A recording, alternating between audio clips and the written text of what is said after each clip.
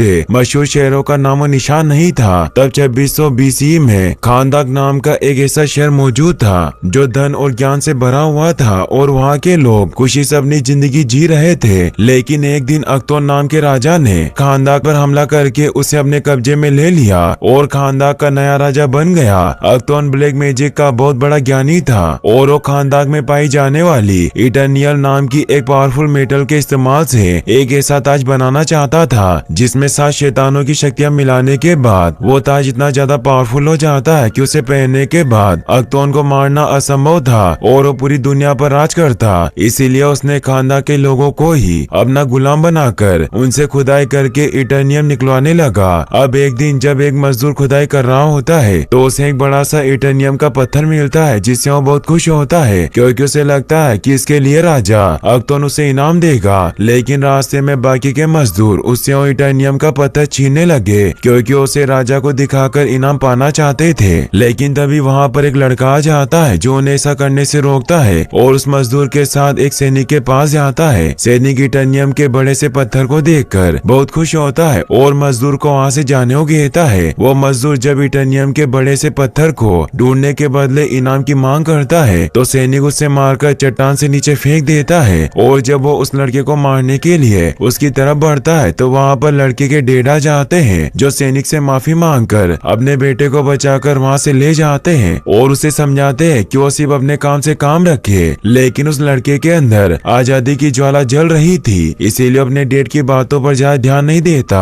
और सैनिक से इटर्नियम को छीनकर बाकी के सैनिकों से बचता हुआ चट्टान के ऊपर आ जाता है और सभी मजदूरों को आजादी का संकेत देता है। उस लड़के को ऐसा करता देखकर बाकी के मजदूर भी उसके समर्थन में अपने हाथ उठाते हैं। इसके बाद सैनिक उस लड़के को पकड़कर राजा के सामने पेश करते हैं जहाँ पर राजा उसे मौत की सजा सुनाता है। लेकिन इससे पहले कि सैनिक उसे मारता वो लड़का अचानक से वहाँ से गायब हो जाता है और 7 जादूगर की गुफा में पहुँच जाता है। दरअसल 7 जादूगरों ने लड़के की बहादुरी और उसकी ईमानदारी को देखते हुए उसे अपनी पावर देने का डिसाइड किया होता है ताकि वो बुरी शक्तियों से दुनिया की हिफाजत कर सके। 7 जादूगरों की पावर मिलने के बाद वो लड़का काफी ज्यादा पावरफुल बन जाता है। वहीं दूसरी तरफ अख्तोन का वो जादुई ताज भी बनकर तैयार हो जाता है। लेकिन इससे पहले कि उसे पहनता वहाँ पर वो लड़का भी आ जाता है जो 7 जादूगरों की पावर मिलने के बाद डेथ एडम के नाम से जाना जाता है। अख्तोन डेथ एडम को रोकने के लिए ताज के पावर का इस्तेमाल करता है, लेकिन अख्तोन और डेथ एडम के बीच में हुई इस खतरनाक फाइट में अख्तोन मारा जाता है और जादूगर उसके ताज को छिपा देते हैं ताकि कोई उसका गलत इस्तेमाल न कर सके।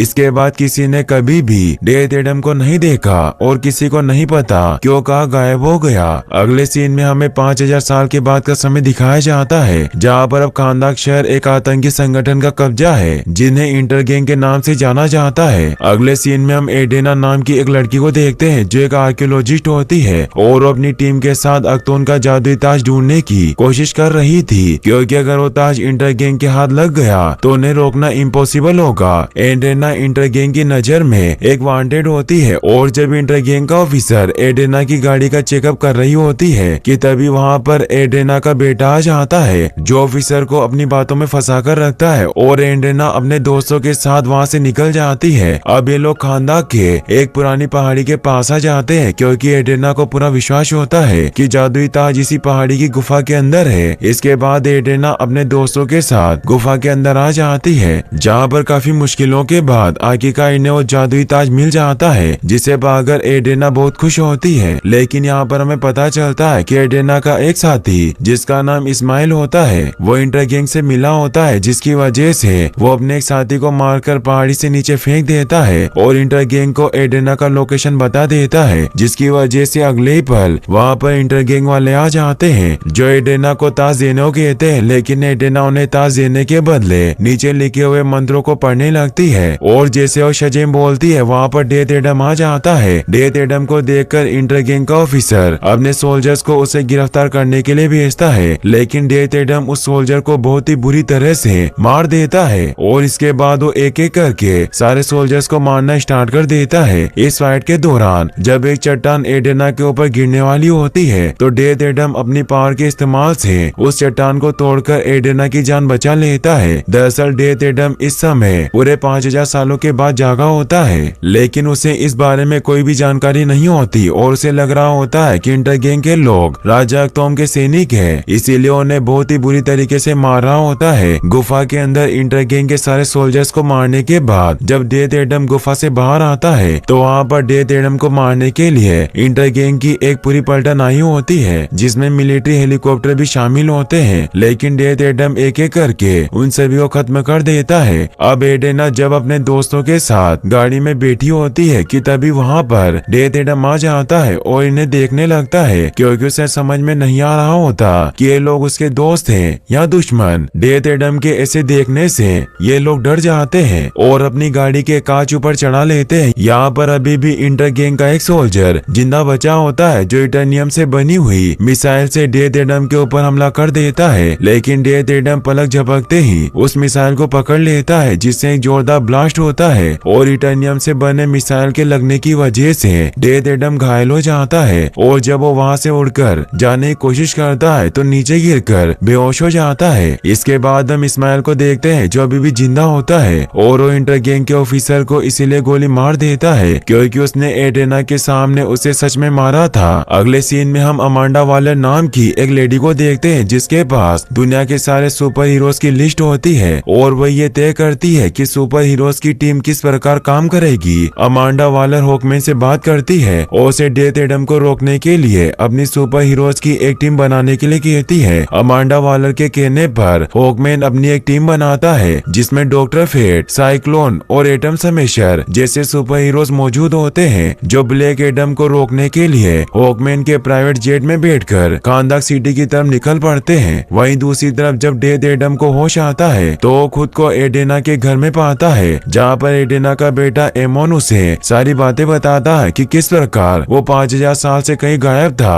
और इस समय खांदाक को उसकी जरूरत है, क्योंकि इंटरगैंग नाम के एक आतंकी संगठन ने खांदाक को अपने कब्जे में ले लिया। लेकिन डेथ एडम को इन सब बातों से कोई फर्क नहीं पड़ता, क्योंकि अब वो खांदाक को अपना शहर नहीं मानता और न ही यहाँ के लोगों को इंटरगैंग से बचाना चाहता है। ब्लैक एडम दीवार को तोड़ता हुआ एडेना के कमरे में आ जाता है, जहाँ पर वो ताज के बारे में जानकारी इकट्ठा करने की कोशिश कर रही होती है। और जब डेथ एडम एडेना के भाई को टीवी देखते हुए देखता है तो उसे लगता है कि वो एक जादूगर है, क्योंकि उसके समय में टीवी नहीं हुआ करता था, इसीलिए उस टीवी को तोड़ देता है। एडेना डेथ एडम से खांदाक सिटी को इंटरगैंग से बचाने के लिए कहती है, क्योंकि डेथ एडम खांदाक का असली मसीहा है और हजारों सालों से खांदाक के लोग उसका इंतजार कर रहे हैं। लेकिन वो एडेना की बातों का जवाब दिए बिना ही दीवार तोड़कर बाहर आ जाता है और इस नए खांदाक सिटी को देखने लगता है। वहीं दूसरी तरफ हॉकमैन की टीम भी लगातार खांदाक की तरफ बढ़ रही होती है। अब एमोन डेथ एडम को खांदाक का हीरो दिखाने के लिए इंटरगैंग के एक सोल्जर को मारकर भागने लगता है और डेथ एडम को अपनी मदद करने के लिए बुलाता है, ताकि डेथ एडम इंटरगैंग के ऑफिसर्स को मारकर खांदाक के लोगों के लिए हीरो बन जाए। अब इंटरगैंग का सोल्जर एमोन और एडेना को मारने वाला होता है कि तभी वहाँ पर डेथ एडम आ जाता है, जो एमोन और एडेना को बचा लेता है और एक एक करके इंटरगैंग के सारे सोल्जर्स को मारना शुरू कर देता है। अब डेथ एडम जब इंटरगैंग के 2 सोल्जर्स को मारने के लिए उन्हें लेकर आसमान में आता है तो वहाँ पर हॉकमैन भी अपनी टीम के साथ आ जाता है। हॉकमैन को देखकर डेथ एडम इंटरगैंग के दोनों सोल्जर्स को नीचे फेंक देता है, लेकिन हॉकमैन उन दोनों को बचा लेता है। अब डॉक्टर फेट भी डेथ एडम को रोकने के लिए शिप से बाहर चले जाते हैं और एटम स्मैशर और साइक्लोन को रेडी रहने के लिए कहते हैं। हॉकमैन जब इंटरगैंग के दोनों सोल्जर्स को बचाकर नीचे ले आता है तो खांदाक के लोग हॉकमैन का विरोध करने लगते हैं, क्योंकि उनका कहना होता है कि हॉकमैन ने गलत लोगों को बचाया है, जिस पर हॉकमैन कहता है कि किसी को मारना हमारा काम नहीं है। लेकिन तभी वहाँ पर डेथ एडम आ जाता है, जो हॉकमैन द्वारा बचाए गए दोनों सोल्जर्स को मार देता है। अब हॉकमैन और डेथ एडम के बीच में एक खतरनाक फाइट होना शुरू हो जाती है। हॉकमैन डॉक्टर फेट के साथ मिलकर किसी तरह डेथ एडम को कंट्रोल करने की कोशिश करता है, लेकिन ऐसा नहीं कर पाते